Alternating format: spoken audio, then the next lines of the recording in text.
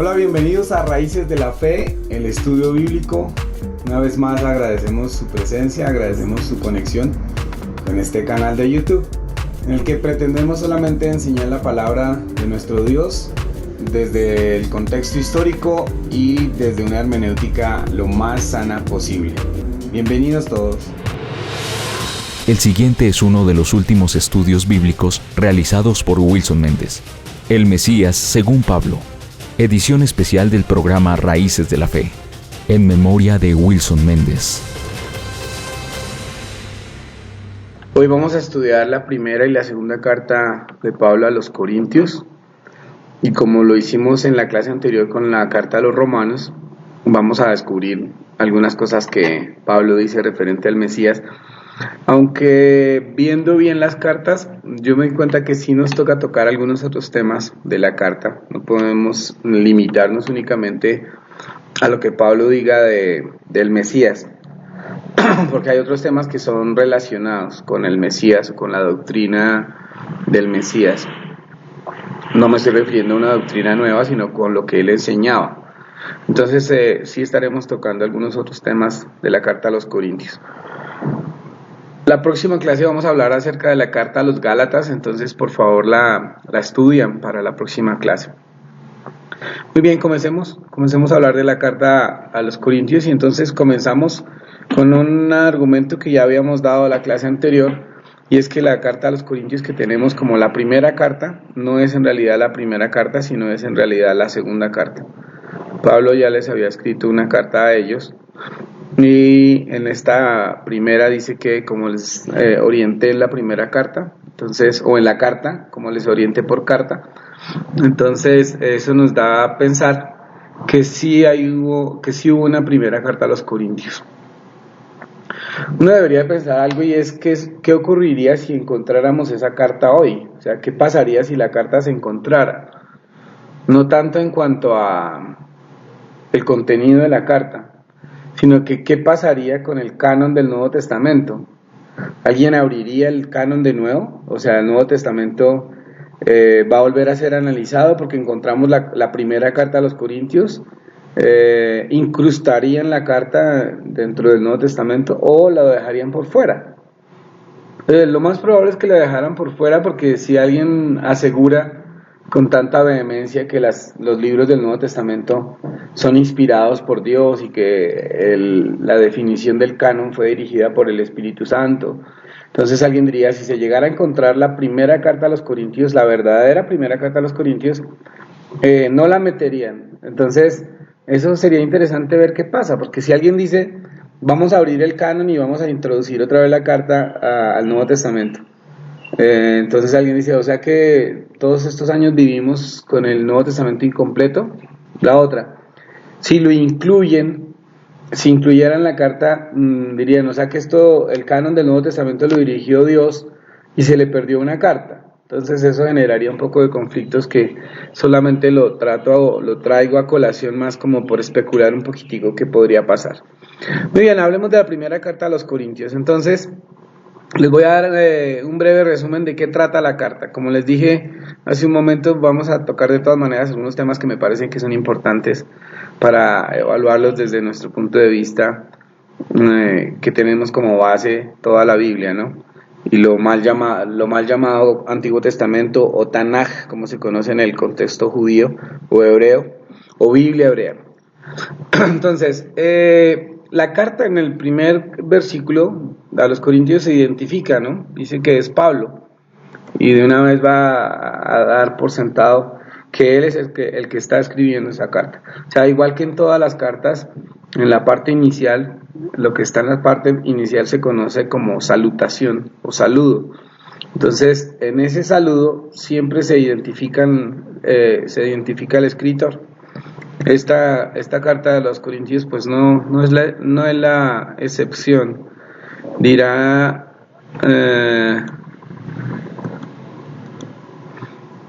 les leo la versión K2. Dice, de Shaul, llamado por la voluntad de Yahweh a ser un emisario de Mashiach,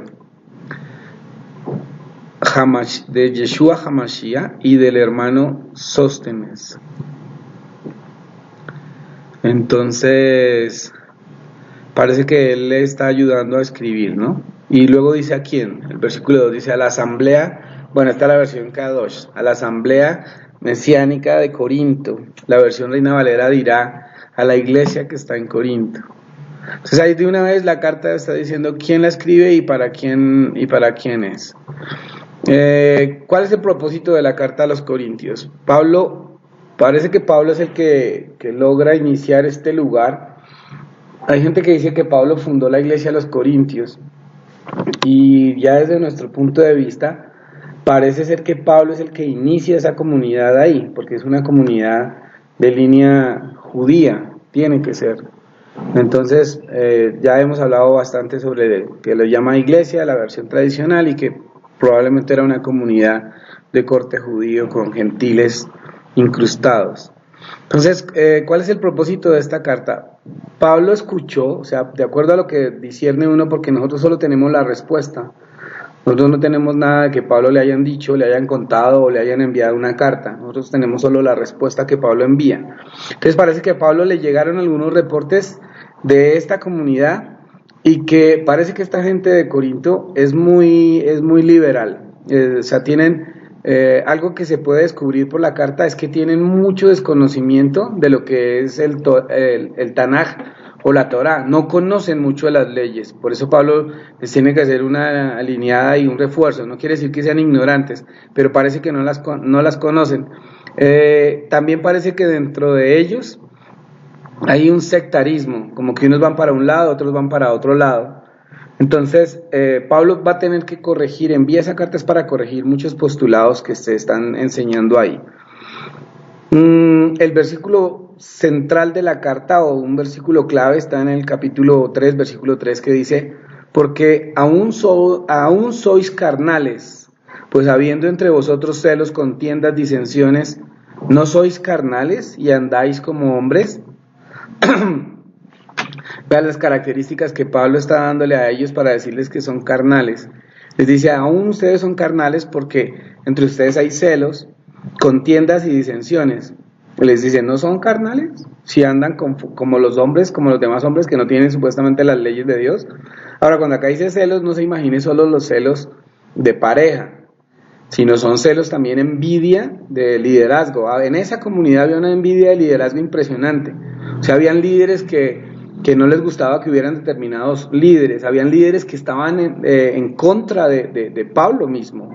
Y la segunda carta va a ser una defensa de Pablo, pero, o sea, un texto apologético impresionante, lo que Pablo va a defender su trabajo. Entonces los celos no son solo celos entre parejas, son celos de envidia, no toleraban que alguien los liderara. Contiendas son peleas, y disensiones son divisiones, porque son diferentes. Peleas son diferentes a disensiones.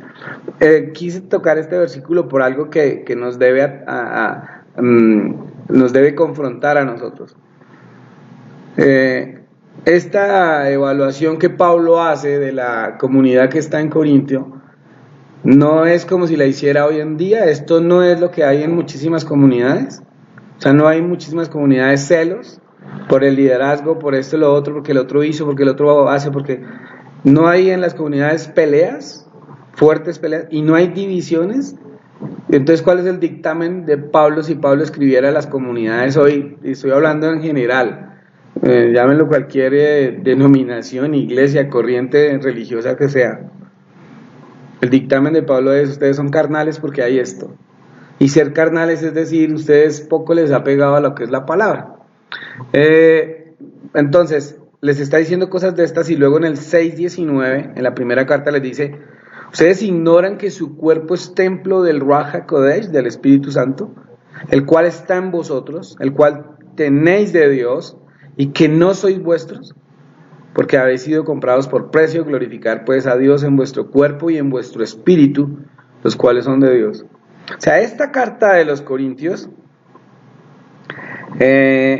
tiene que ver mucho con la practicidad de los mandamientos. O sea, esta carta es una carta que Pablo estaba enviando allá a los Corintios. Por eso les dije hace un momento, no quería centrarme tanto en la carta qué piensa Pablo del Mesías, porque en realidad lo que Pablo piensa del Mesías lo piensa escribiéndole a cualquier comunidad de su tiempo. Pero no podemos desaprovechar la oportunidad para evaluar el contenido de la carta. Entonces, Pablo les está haciendo una exhortación. Ustedes son templo del Espíritu Santo de Dios. La pregunta es, ¿luego no lo es todo el mundo? Si todo el mundo tiene el soplo de Dios. No, una cosa es que todo el mundo tenga el soplo de Dios como aliento de vida. Y otra cosa es que tenga el Ruach HaKodesh, el Espíritu Santo, que more ya en esa persona. ¿Sí?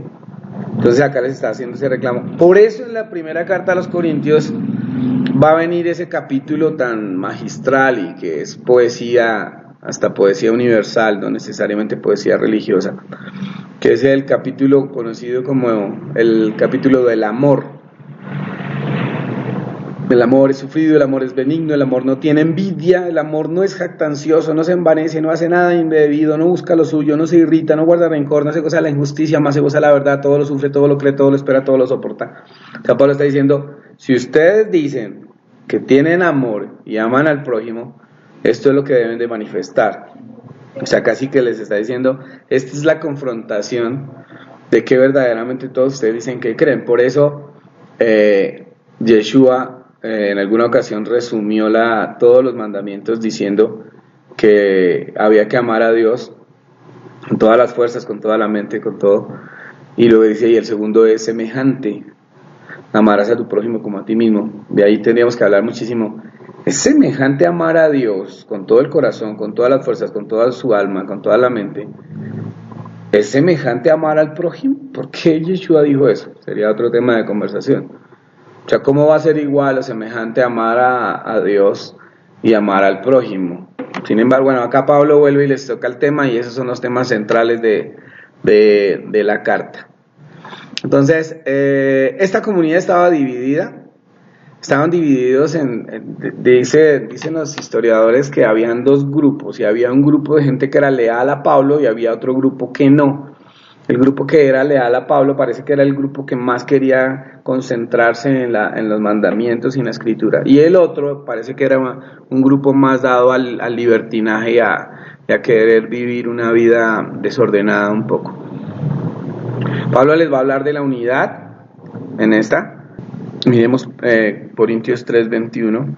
Así que nadie se jacte en los seres humanos, porque todo es de nosotros, ya sea Shaul, sea Apolo, sea Kefa, sea el mundo, sea la vida, sea la muerte, sea el presente, sea el futuro, todo pertenece a nosotros, y nosotros pertenecemos a Mashiach, y Mashiach pertenece a Yahweh.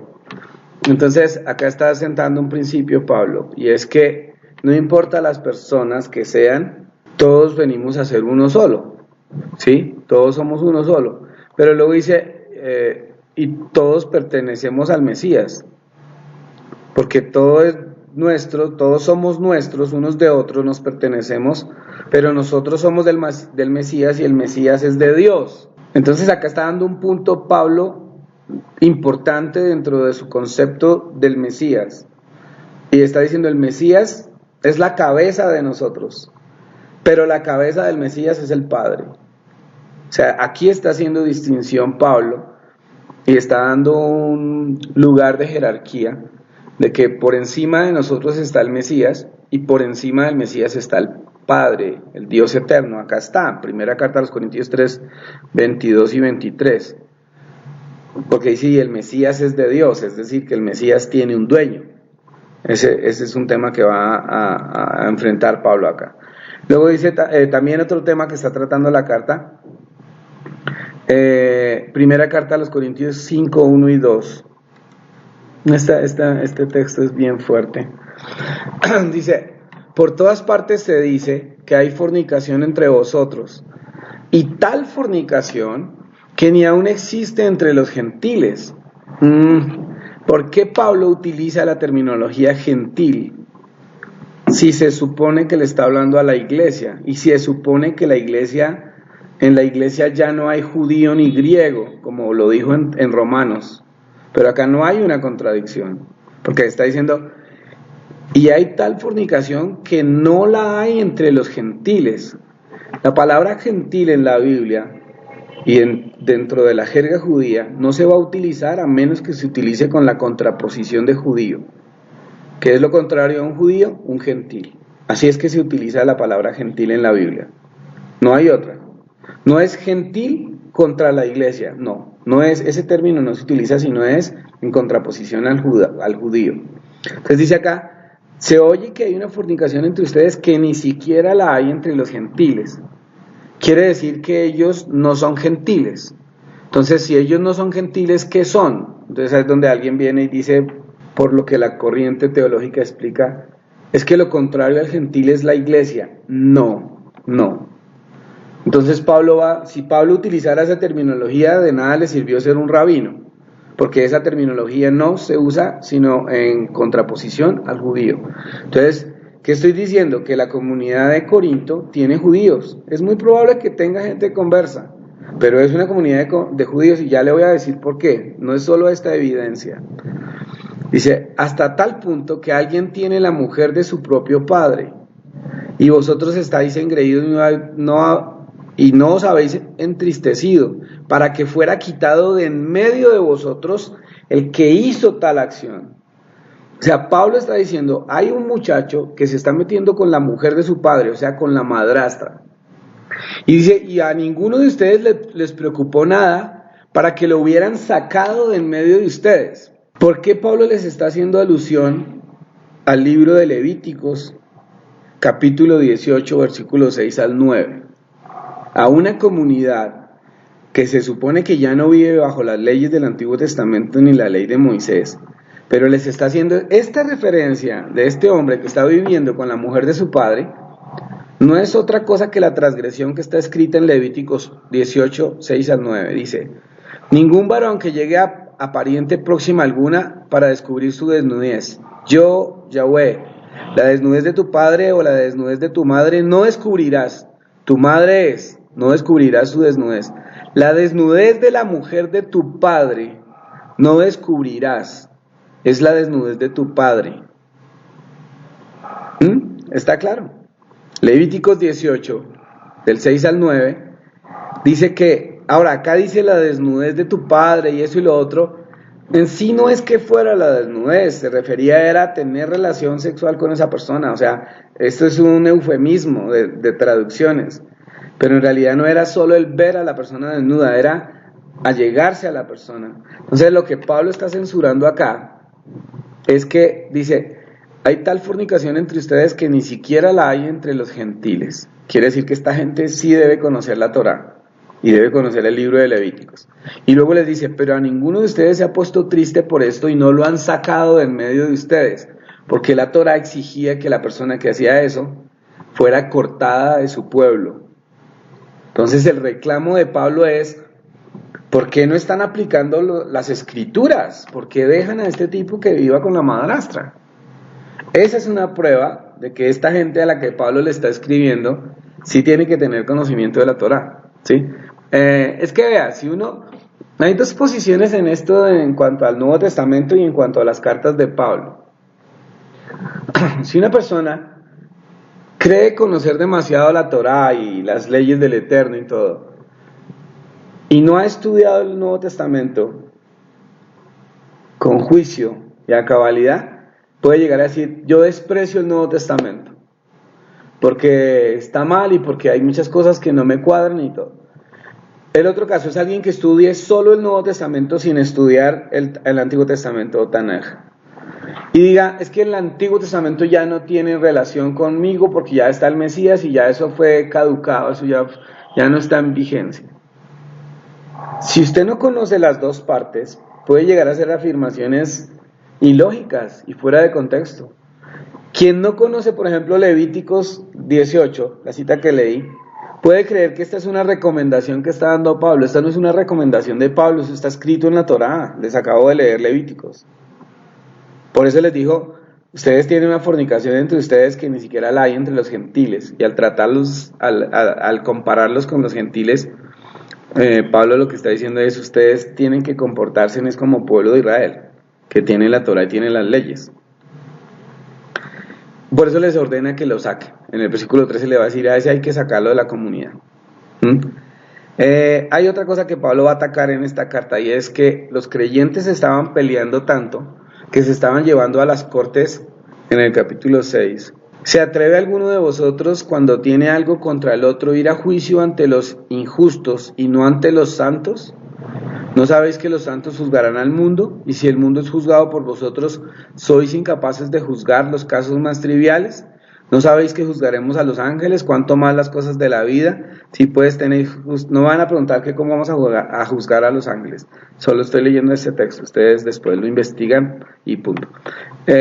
Pablo entonces está diciendo algo que tiene sentido para el que sigue la Torá, y es las dictámenes que Yeshua dio. Yeshua dijo, cuando alguno es sorprendido en pecado y un hermano lo va a hacer caer en cuenta, corregir su pecado, debe llamarlo aparte y hablarle.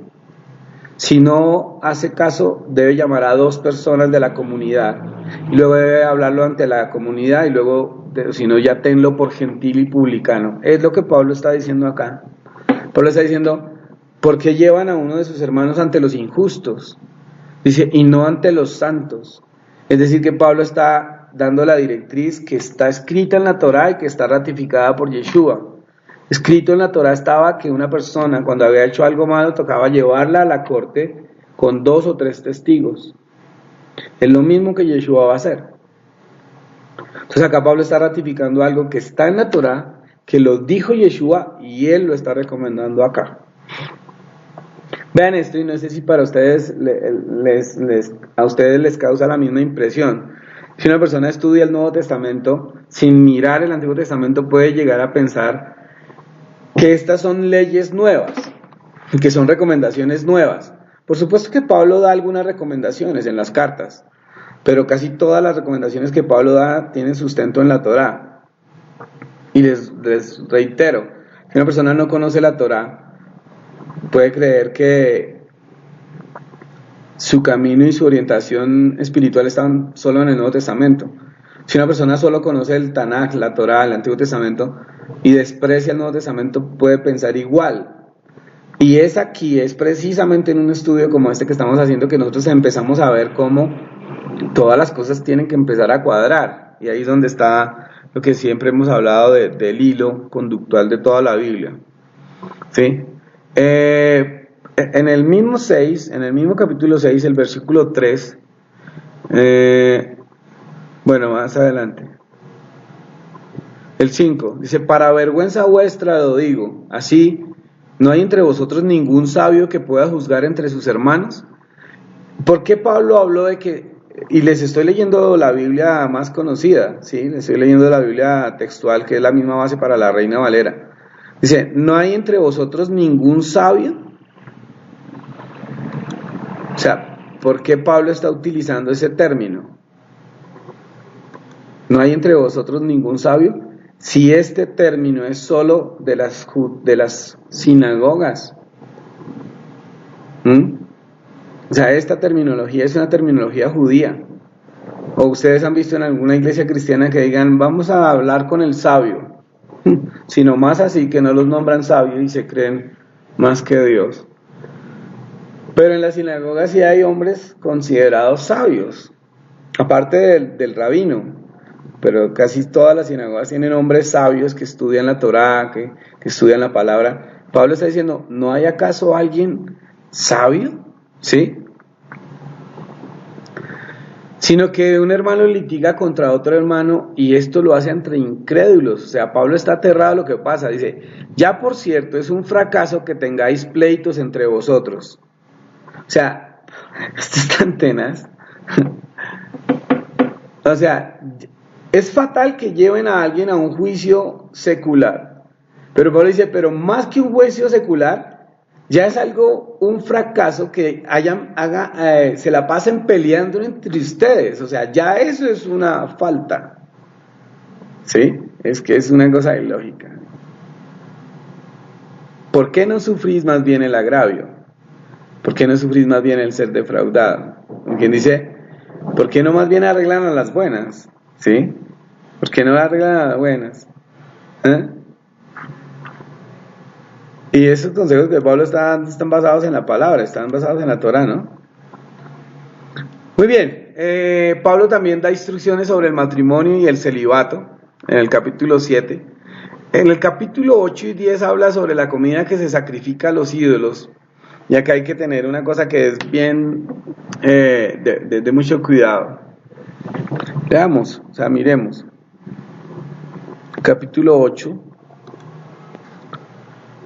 Dice, ahora bien, en cuanto a lo sacrificado a los ídolos, sabemos que todos tenemos conocimiento, pero el conocimiento envanece, en tanto que el amor edifica. Si alguno se imagina que sabe algo, aún no sabe cómo debe saberlo, pero si alguno ama a Dios, ha conocido por él. Acerca del comer lo sacrificado a los ídolos, sabemos que un ídolo nada es en el mundo y que ninguno es Dios sino uno, o sea, Ejat. Porque aun cuando hay llamados dioses, sea en el cielo o en la tierra, para nosotros, sin embargo, hay un solo Dios, el Padre, de quien proceden todas las cosas, y nosotros somos para Él, y un solo Señor. Aquí en la versión dice Jesucristo. Pero vea cómo hace la distinción y vuelve a hacer la distinción de jerarquía. Hay un solo Dios, dice, el Padre. Dijo el Padre. Hay un solo Dios, el Padre, de quien proceden todas las cosas. Y dice, y un solo Señor. Acá dice Jesucristo, podría decir Yeshua, Yehoshua, ¿sí? Jesucristo no diría, la carta no diría Jesucristo, eso sí, no hay nada que hacer. Él nunca se llamó Jesucristo, por medio de quien todas las cosas y nosotros por medio de Él. Si bien la comida no nos hace más aceptos ante Dios, ni por no comer somos peores, ni por comer somos mejores. Hay gente que saca este texto de contexto y dicen que vea que no hay que comer de acuerdo a las prohibiciones que están escritas en Levíticos capítulo 11. Pero acá no está refiriéndose a todo lo que la gente come, se está refiriendo a lo que se sacrificaba a los ídolos, ¿sí? Está diciendo, ni por comer somos peores, ni por no comer somos mejores. Y sacan este versículo y dicen, si ve, se puede comer cualquier cosa que quieran. No, Pablo está tratando un tema y no lo podemos sacar del contexto. El tema es que se coma sacrificado a los ídolos. Por supuesto que tiene que ser, si alguien iba a una carnicería, que yo no sé cómo sería en ese tiempo, cómo se llamarían o qué, o cómo se manejaba ese proceso de vender la carne de los animales. Si alguien llegaba a un lugar donde venden carne y ahí hay una vaca que la sacrificaron a los ídolos, Pablo está diciendo, ustedes no saben qué pasó con eso. Entonces por eso les dice que pueden comer de eso, ¿sí? O sea, porque es carne, porque no hay ningún Dios, porque solo hay un solo Dios. Entonces así quieran sacrificarle a un ídolo, en realidad no le están sacrificando a nadie porque no existen dioses. Así en la mente de las personas crean que sí. Pero entonces Pablo está diciéndoles en cuanto a la comida, a los animales que se vale comer. Pablo no puede estarles hablando acerca de comer algo que está en contra de la Torá, porque en el libro de los Hechos, que ustedes ya lo leyeron y lo releyeron, hicieron un exégesis, hicieron una tesis del libro de los Hechos, espero. Se dieron cuenta que al final del capítulo, en el capítulo 27, Pablo dice que nunca estuvo en contra de las leyes ni en las tradiciones de su pueblo. Dice, por esto, si la comida ocasiona pecar a mi hermano, de ningún modo no comeré carne, para no poner tropiezo a mi hermano. Pero está hablando de la carne sacrificada a los ídolos. Entonces le está diciendo, si ustedes van y compran carne sacrificada a los ídolos, pero hay un hermano de la comunidad que él sabe que sí, entonces si él dice, como él es débil en la fe, no coman carne delante de él. No es ser ni engañar, ni ser camaleón, ni nada. Porque está diciendo, él es débil en la fe. ¿Qué es débil en la fe? Que no conoce la palabra. Que no conoce ni siquiera quién es Dios, porque el débil en la fe cree que en verdad sí hay muchos dioses. Entonces Pablo está diciendo esto. Que no lo hagan por él, pero no les está diciendo háganlo de manera hipócrita, no. Y nunca se va a referir a lo que la Torá nos va a prohibir como comida que no es autorizada por el Eterno. En el capítulo 11,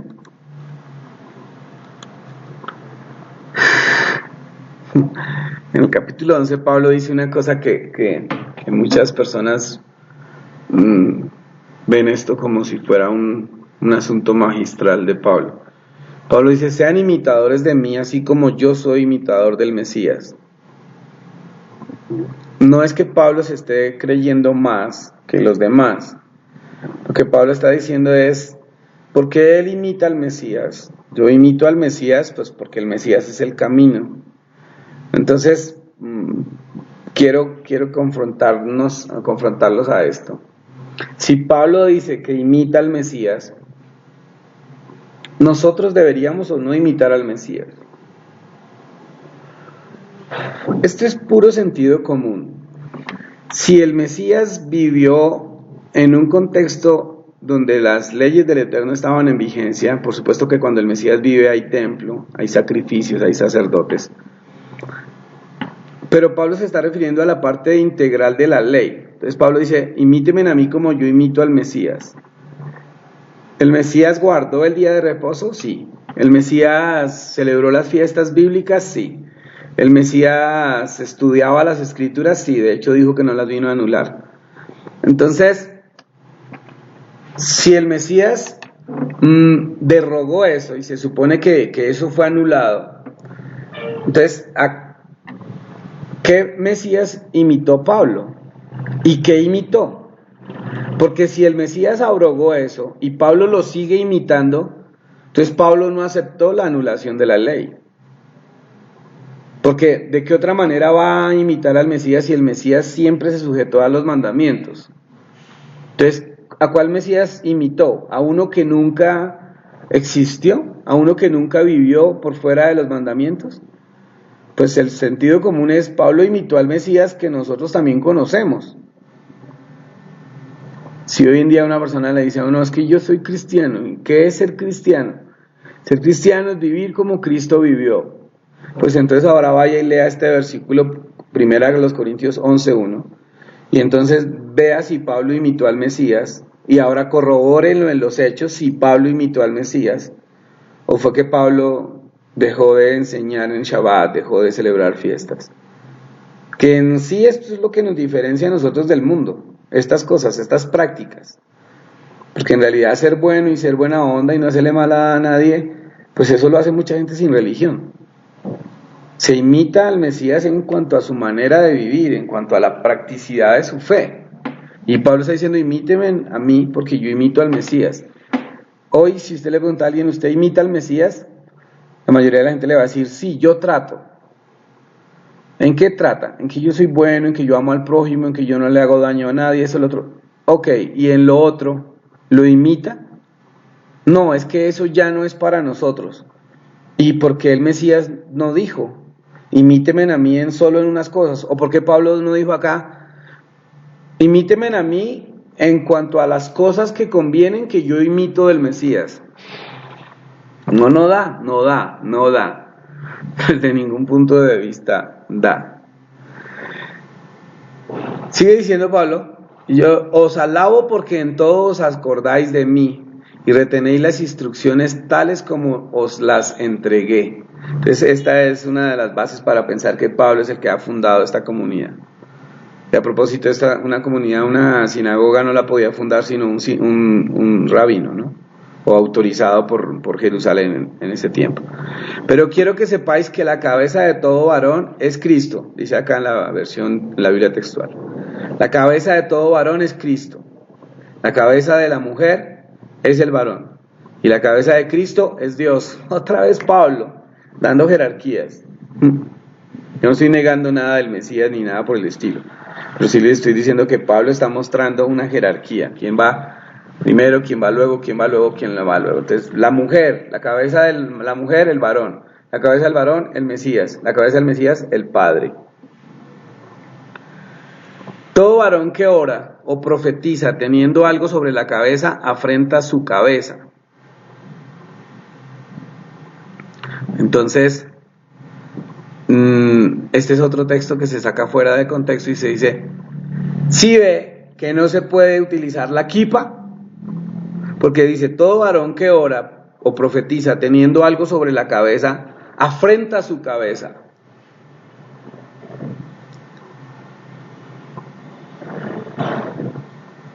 Primero, no hay certeza de que en el tiempo de Pablo del Mesías se utilizara la kipa que se utiliza hoy en día, pero sí habían turbantes, ¿sí? Entonces, ¿a qué se está refiriendo Pablo con todo varón que utiliza teniendo algo sobre su cabeza? ¿Al gorrito en sí? ¿Solo al gorro o al turbante? No. ¿Quién es la cabeza del varón? Lo acabo de decir, la cabeza del varón es el Mesías. Todo varón que profetiza teniendo algo sobre la cabeza afrenta la cabeza. Es decir, todo varón que profetiza o está orando teniendo algo por encima del Mesías, está afrentando al Mesías, porque debe estar es el Mesías. No se está refiriendo meramente a lo físico, sino se está refiriendo a quien tenga otra autoridad diferente al Mesías. Afrenta su cabeza, ¿sí? De hecho, todos los judíos y todos los árabes y toda la gente de estos lugares tenían por costumbre utilizar un turbante precisamente porque eso les refrescaba la cabeza. Entonces Pablo está utilizando acá un lenguaje metafórico en relación a algo físico, pero no está queriendo decir que estaba prohibido utilizar el turbante. Ahora hay otra cosa, y es que el uso de la kipa es algo que viene tradicional y es una tradición posterior, no está en el momento en que Pablo está hablando.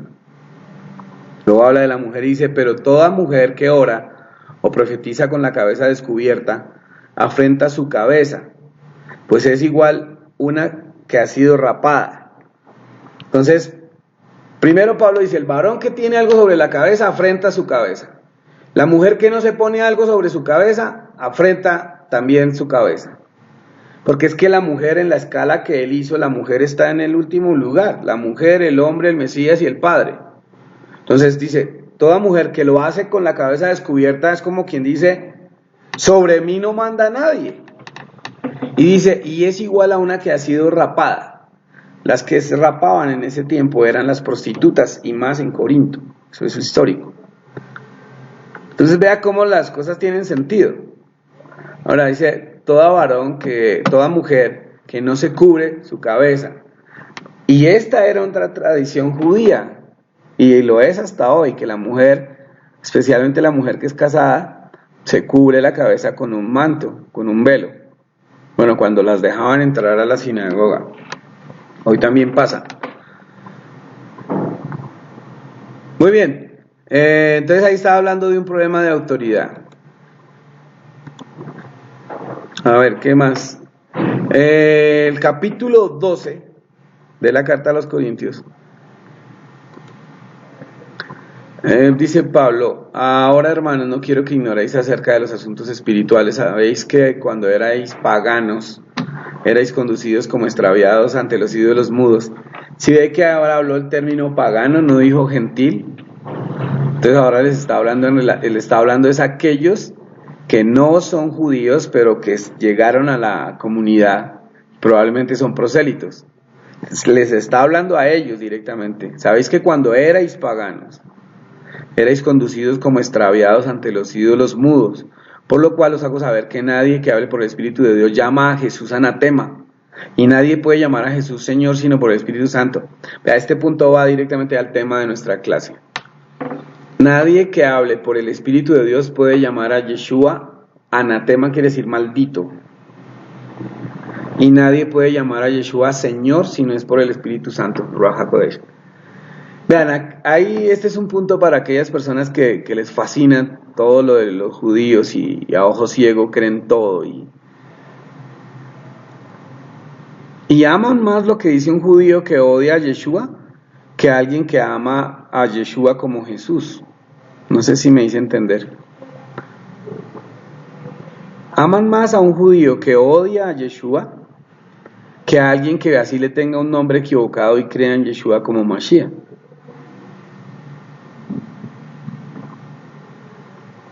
La mayoría del judaísmo ortodoxo llama a Yeshua Rasha, que quiere decir maldito.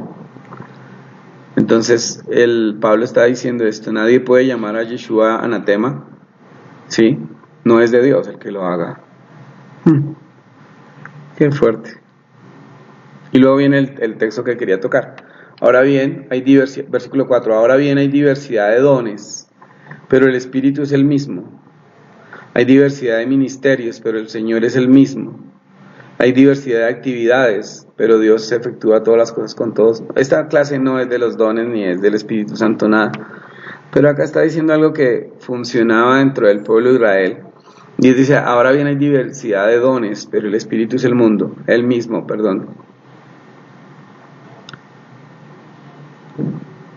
dentro del pueblo de Israel había algo muy claro, y es que Dios repartía dones a los hombres, que Dios regalaba capacidad y talentos a su pueblo. De hecho, la construcción del tabernáculo se da dirigida por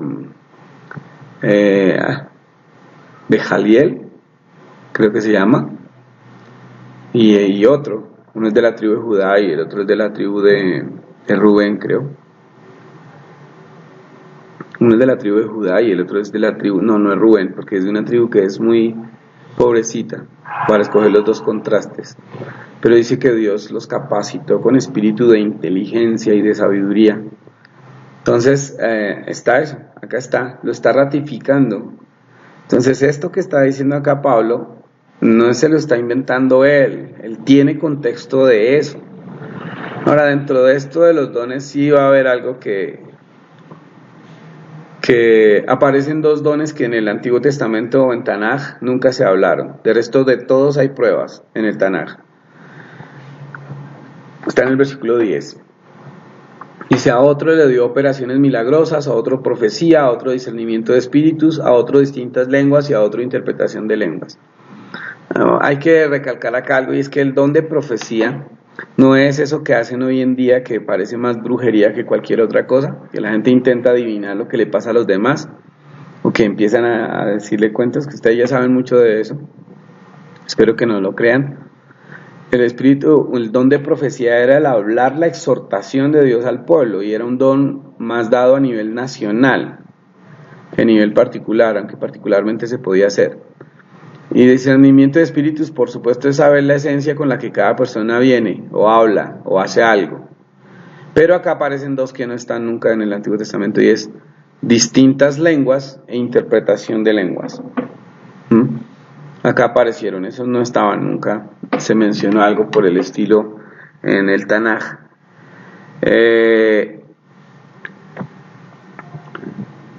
Bueno, el capítulo 14 de Corintios va a tener un lío Pablo ahí para hablar de lo que es la profecía, y también va a hablar de lenguas angelicales y humanas. No me meto en ese tema, pero ahí mete esos dos dones nuevos, ¿sí? ¿Qué fue lo que pasó en Pentecostés?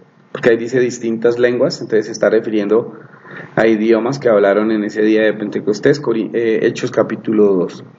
E interpretación de lenguas, que fue lo que la gente interpretó de eso. Entonces es como si ahí en ese momento se hubiera inaugurado esto, ¿sí?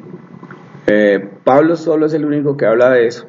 No va a hablar nadie más de eso, ni Pedro, ni Santiago, ni Judas, ni Juan van a hablar de eso en las cartas que escriben.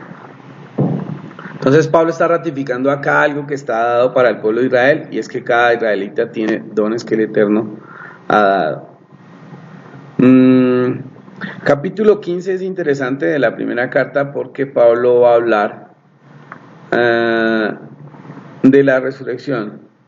Versículo 3 del 15. 2. Por lo cual también os aferráis a la palabra que os prediqué, sois salvos, si no creísteis en vano.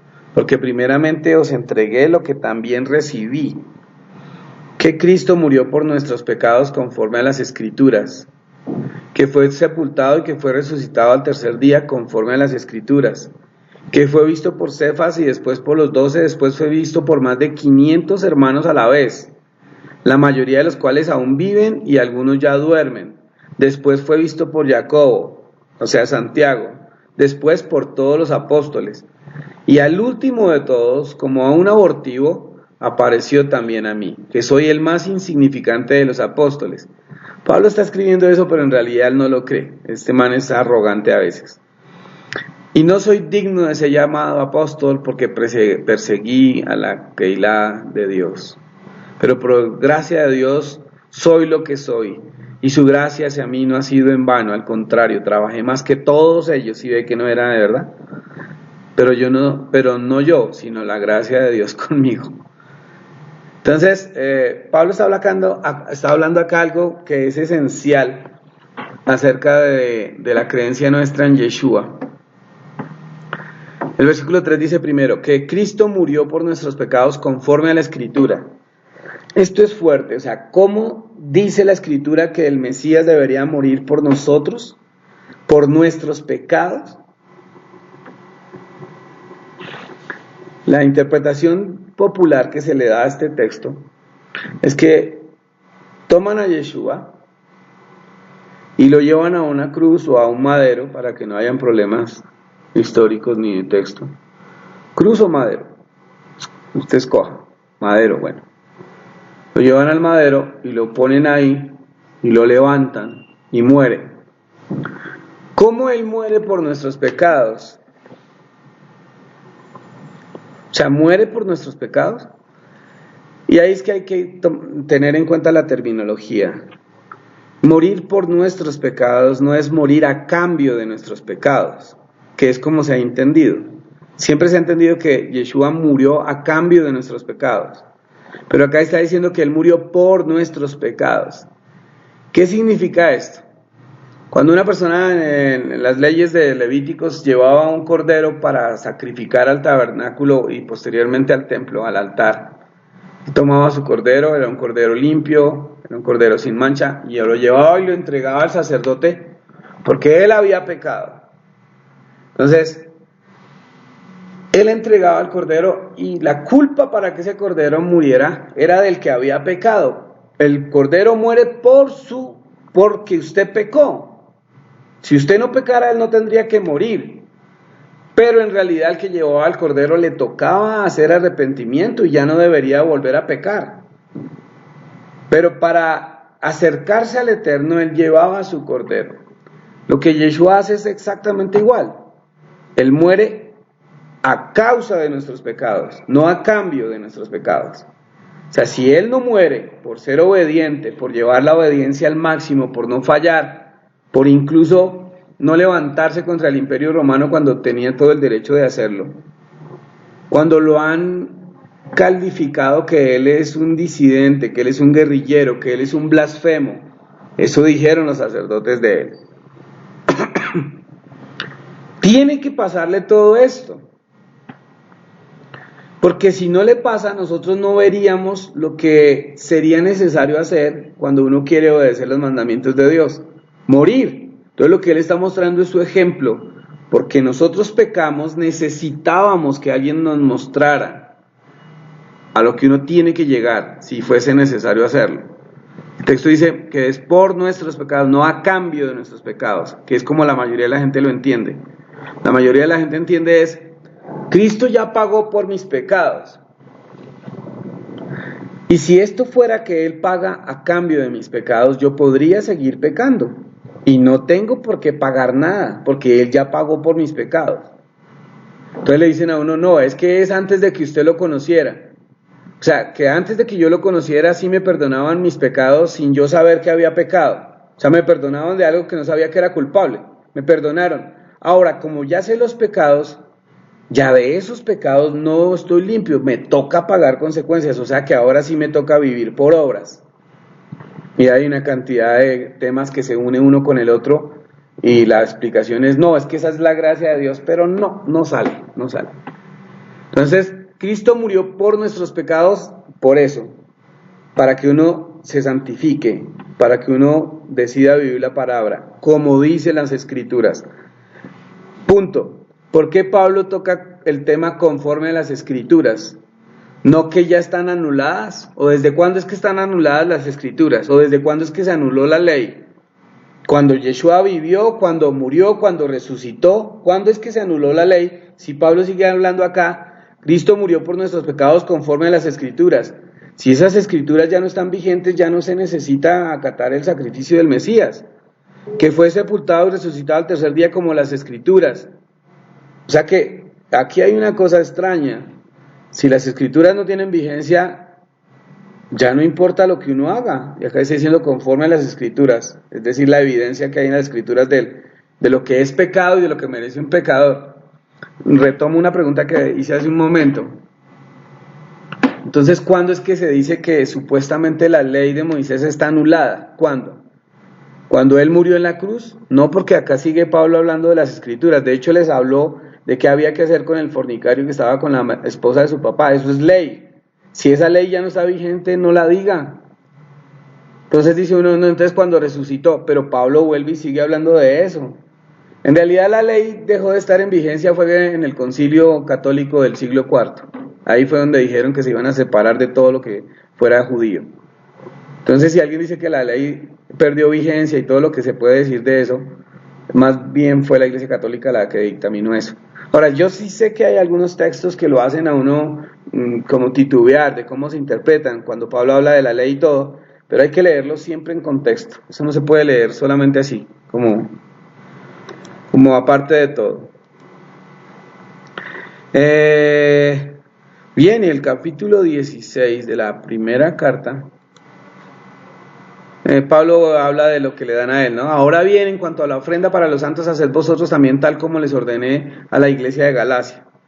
Cada primer día de la semana, cada uno de vosotros ponga parte ahorrando lo que haya prosperado, para que cuando vaya no se haga entonces colectas. La gente dice, vea, que el culto se cambió del sábado al domingo, porque el domingo era el primer día de la semana. Lo que pasa es que Pablo sabe que a la sinagoga no se llevaba dinero, porque ese día era Shabbat. Entonces el primer día de la semana comenzaba el sábado a las 6 de la tarde, ahí comenzaba el domingo, el primer día de la semana. Entonces lo que Pablo está diciendo es, como no llevan dinero, no llevan ofrenda el Shabbat, háganlo el primer día de la semana. Pero ahí de ninguna manera está diciendo que el día se cambió. Ahora estoy diciendo que es que hacer una reunión un domingo es pecado, esto no, eso es otro asunto. ¿Acaso está mal estudiar la Torah un domingo? ¿O la Biblia un domingo? No. Lo que pasa es que el día de Shabbat es el sábado. Pero no necesariamente quiere decir que el día único para estudiar la Torah sea el sábado. No con esto estoy diciendo, entonces ahora vamos a cambiar la reunión. No, Shabbat es otro asunto, que incluye reunirnos, porque la Biblia dice que hay santa asamblea, santa convocación. Pero de hecho hay comunidades donde a veces se reúnen sábado y domingo, o el domingo tienen estudios de Torah, comunidades judías que lo hacen, porque ya como uno ha satanizado el día domingo y piensan que eso es una transgresión, no es tanto así. Espero que se me entienda mi límite de lo que estoy diciendo, ¿no? Y el resto del capítulo 16 pues va a ser la despedida de Pablo. Hablemos ahora entonces de la segunda carta a los Corintios, que vendría a ser la tercera. Igual que como ocurrió en la primera, versículo 1 de la segunda dice, Pablo, un apóstol de Cristo Jesús. Qué interesante, ¿verdad? Se dice Cristo Jesús, Jesucristo, Jesús. Uno dice, bueno, pero ¿cómo se llamaba el Mesías? Tanto nombre. En realidad no se puede llamar Cristo Jesús, sino ahí debería decir en términos verdaderos, Yeshua HaMashiach. Por voluntad de Dios. Y el hermano Timoteo, a la iglesia de Dios que está en Corinto, junto con todos los santos que estáis en toda Acaya. Entonces está diciendo que la escribe con Timoteo y que también la mandan a esta provincia de Acaya. Gracias a vosotros y paz de nuestro Padre y del Señor Jesucristo. Bendito sea el Dios y Padre de nuestro Señor Jesucristo. Bendito sea el Dios y Padre de nuestro Señor Jesucristo. O sea, bendito sea el Dios de Jesús y el Padre de Jesús. Padre de las misericordias y Dios de toda la consolación. ¿Nota usted cómo Pablo en la primera epístola y en esta hace una distinción de jerarquía? O sea, el Padre por sobre todas las cosas, luego Yeshua y luego nosotros. O sea, eso es muy interesante. Eso es muy interesante porque eso está mostrando en realidad que Yeshua sí sale del Padre. Yeshua no es el Padre en sí, Él es una porción del Padre. Pero cuando está aquí sobre la tierra, Él está supeditado a la autoridad del Padre. Bueno, la segunda carta entonces se escribe más o menos en el año 57 después del Mesías.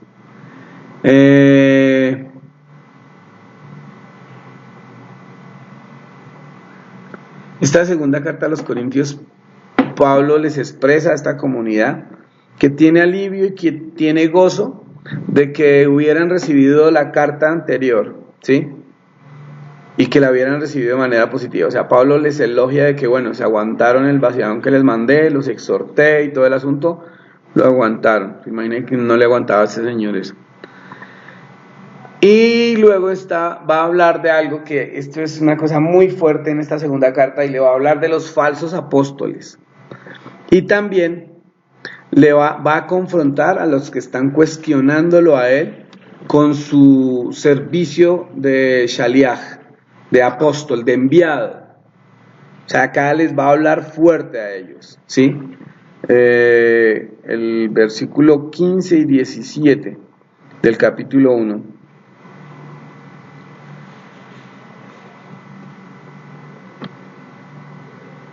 Bueno, ahí estaba hablándoles de la idea de que tenía de viajar. 11:13 es. Segunda a los Corintios 11:13. Dice: porque estos son falsos apóstoles, obreros deshonestos, que se disfrazan de apóstoles de Cristo. Y no es de extrañar, porque el mismo Satanás se disfraza de ángel de luz. Así que no es muy extraño si también sus ministros se disfrazan como ministros de justicia, el fin de los cuales será conforme a sus obras. Otra vez digo, nadie me tenga por insensato, pero si no, por lo menos soportadme como a un insensato, para que yo también me pueda gloriar un poco. Lo que hablo no lo hablo según el Señor, sino como si fuera necio, con la confianza de tener de qué gloriarme. O sea, está diciendo, lo que hablo no lo estoy hablando porque Dios me dice que lo hable, lo estoy diciendo porque como si yo fuera un necio. Pero en esta segunda carta, Pablo va a ratificar y va a esforzarse por demostrar, por lo menos por hacer un alegato, de que él es un apóstol llamado y que él es un apóstol que fue escogido, ¿sí? Que él fue escogido. Ahora, en realidad, esta carta no es tanto que hable tanto del Mesías, sino que esta carta se va a utilizar para arreglar algunas cosas funcionales de esta comunidad, pero también Pablo se va a defender él. A mí alguna vez alguien me dijo que cuando yo hablaba mucho en cuanto a las cosas que ocurrían a mis espaldas, que eso no estaba bien, que eso no se veía bien. Pero viendo lo que Pablo hace en una carta y que ha transcurrido hasta nuestros días, significa que en algún momento de nuestras vidas cada uno de nosotros puede hacer defensa de lo que uno es. Pablo la está haciendo. Por supuesto, alguien podría pensar, ¿quién es Wilson Méndez para compararse con Pablo? Pues Dios no lo quiera, yo no me compararía con él ni con nadie, porque somos aparte, cada persona es individual. Pero una persona cuando está haciendo su trabajo honesto, así se equivoque, tiene derecho a defenderse. Eso es lo que está haciendo Pablo. Y Pablo está acusando directamente a otros que son falsos. ¿Sí? Me gusta esto. El versículo 5 del 3 dice: no que seamos competentes por nuestro mismo para pensar algo de nosotros mismos, sino que nuestra competencia proviene de Dios. Por tanto, nosotros todos, mirando a cara descubierta como en un espejo la gloria del Señor, somos transformados de gloria en gloria en la misma imagen por el mismo Espíritu del Señor. Aquí hay que tener en claro que cuando está hablando del Señor, en la primera carta dijo que había uno solo que era Dios y había uno que era solo Señor. Se refirió a Señor a Adón o al amo, como a Yeshua, ¿sí? No es tanto como que uno mire a Yeshua en el mismo nivel del Padre eterno, sino que el hecho de que Él haya venido a la tierra, de que Él se haya manifestado, y sabiendo que lo que dice Juan, porque Juan dice en el primer capítulo del Evangelio de Juan, que en el principio era el verbo era con Dios y Dios era el verbo, dice, y aquel verbo fue hecho carne y habitó entre nosotros. Por eso es que se dice que Yeshua es la palabra de Dios viviente, y la palabra de Dios también se refiere a la Torá, a los mandamientos. Entonces Yeshua es como la corporización de la ley de Dios. Entonces, si la Torá es nuestro ayo o nuestro tutor para llegar al Padre, y Yeshua es la Torá viviente o la Torá o la palabra hecha carne, Él también se constituye como nuestro ayo, como nuestro guía, Adón, que la Torá también viene a hacerlo para nosotros. Entonces, por eso Pablo está diciendo esto. El versículo 4 del 3 dice, y tal confianza tenemos ante Dios por medio de Yeshua. Ya lo había dicho en Romanos. ¿A qué se refiere esta terminología cuando se habla que por medio de Yeshua, o que Yeshua es el intermediario entre Dios y los hombres, o que Yeshua es nuestro sumo sacerdote? O sea, ¿qué es todo este sentido que Pablo le da a Yeshua como estar en la mitad entre el Padre y nosotros? El sentido de lo que Pablo está diciendo, porque Yeshua es como si fuera el sumo sacerdote, porque es el intermedio. No hay otra razón, sino que Yeshua se va a constituir en alguien que debe tener participación en los dos ámbitos. O sea, Yeshua tiene que tener parte de la divinidad del Eterno y él tiene que tener parte de la humanidad, característica de nosotros, su cuerpo, la esencia del Padre. Entonces, por eso él se constituye como el intermediario perfecto. O sea, como que tiene parte en el Eterno para estar ahí enganchado al Eterno y tiene parte de humano para estar enganchado a nosotros. O sea, esa es la manera de ver nosotros a Yeshua, ¿sí? Y por eso es que Pablo lo va a estar ratificando siempre como el intermediario, como entre el Padre y entre los hombres y entre el Eterno. De la misma carta, de la segunda carta a los Corintios,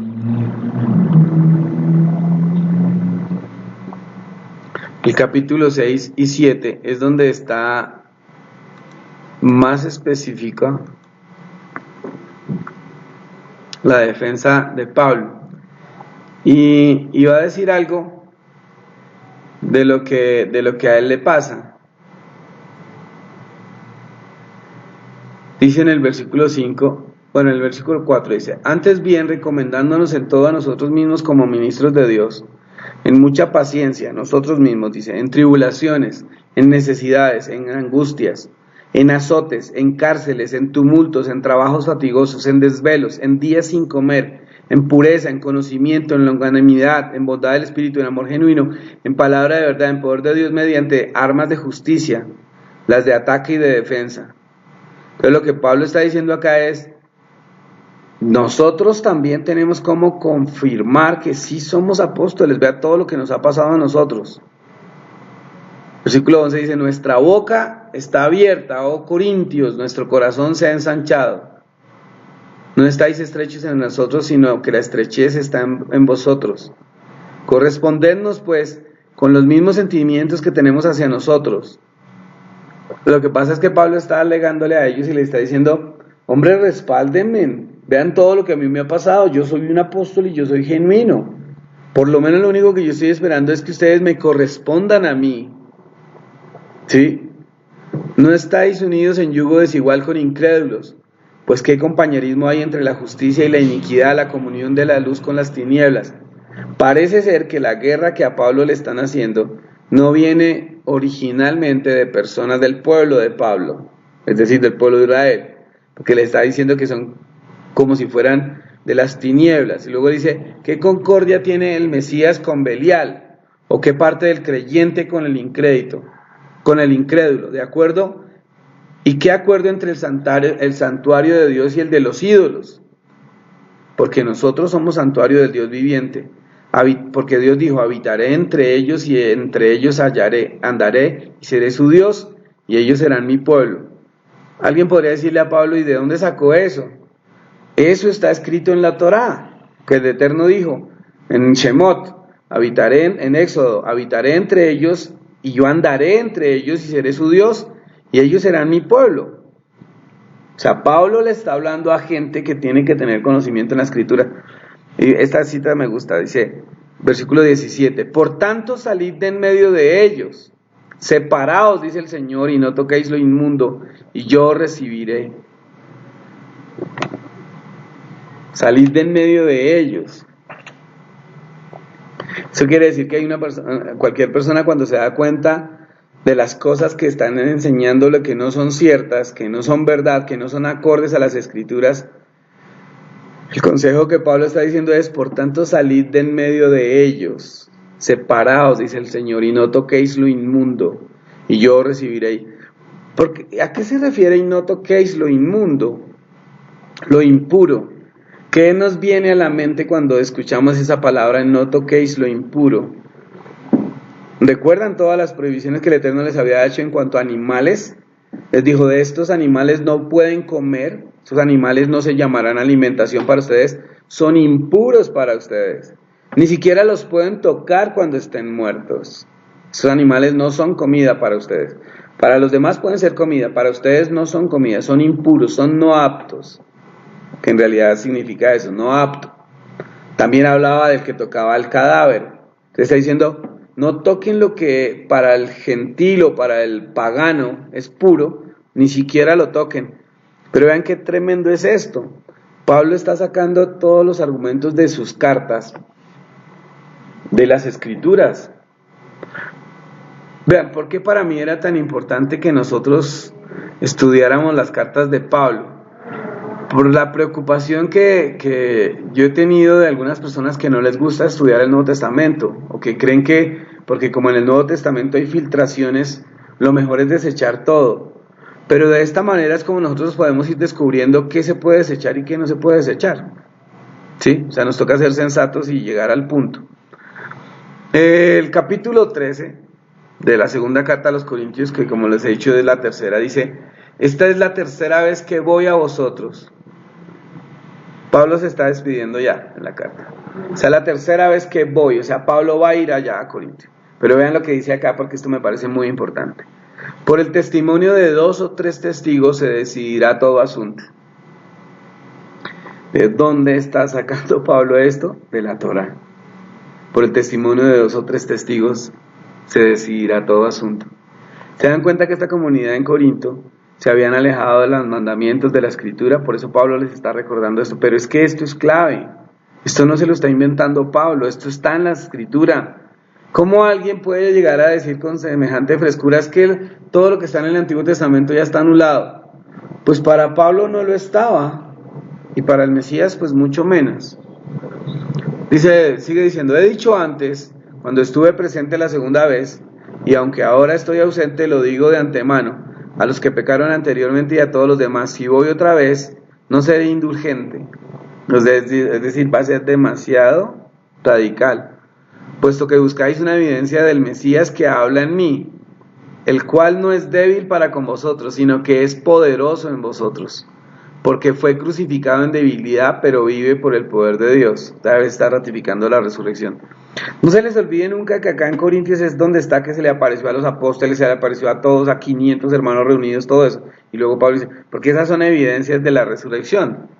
Si eso no fuera verdad, Pablo no lo escribe en una carta. Examinaos a sí mismos si estáis en la fe, probados a vosotros mismos. ¿O no os reconocéis a vosotros mismos que el Mesías está en vosotros? A menos que estéis descalificados. O sea, Pablo está haciendo aquí otra afirmación acerca del Mesías que está en vosotros. ¿Cómo el Mesías habita en uno? ¿Cómo el Mesías habita en las personas? Porque uno dice, bueno, el Mesías habita en mí, el Espíritu Santo habita en mí, Dios habita en mí. O sea, nosotros somos como una casa llena de entidades. No, volvemos al concepto, que el Mesías es la palabra hecha carne. La palabra cuando está en mí es como si el Mesías habitara en mí. ¿En mí quién está en verdad? Está el Ruach HaKodesh, el Espíritu Santo. Por tanto, escribo estas cosas estando ausente para no actuar severamente estando presente. Por lo demás, hermanos, regocijaos, procurad vuestra perfección. ¿Se acuerdan que en el Antiguo Testamento el Tanakh dice santidad, Yahweh?